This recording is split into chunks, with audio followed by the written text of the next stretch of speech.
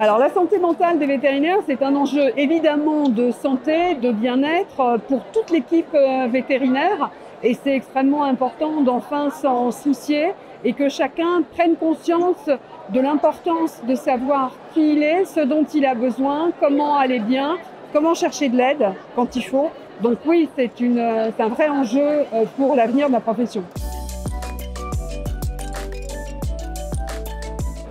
Alors, des choses sont en train de se mettre en place en France. La première, c'est merci à la VAC d'accueillir une session entièrement consacrée à la santé mentale avec le pédopsychiatre Olivier Revol et le thérapeute Jean-Michel Guret.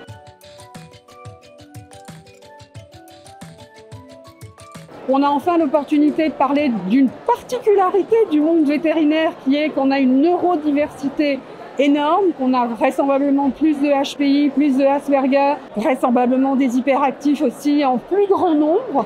Donc certains nous appellent des fous, d'autres pas. Ceux qui sont des neurotypiques ont du mal à comprendre comment on fonctionne. Or en fait, toute cette neurodiversité, c'est une véritable richesse et c'est important de la cultiver, de l'encadrer, de l'apprivoiser aussi parfois parce qu'il y a des hyperactifs qui se fatiguent eux-mêmes, des HPI aussi.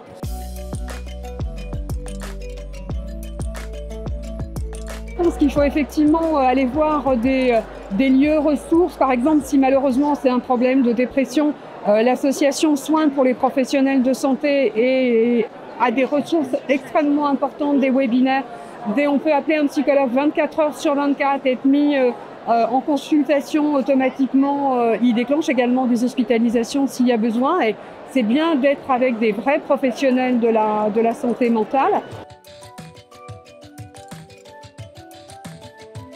C'est vrai qu'au niveau international, les Américains, les Anglais, les Britanniques ont mis en place sur les sites de l'AVMA, sur le site de la BVA, des modules et des informations sur la santé mentale. Je pense qu'il est vraiment temps de le faire au niveau français et ce sera une excellente chose.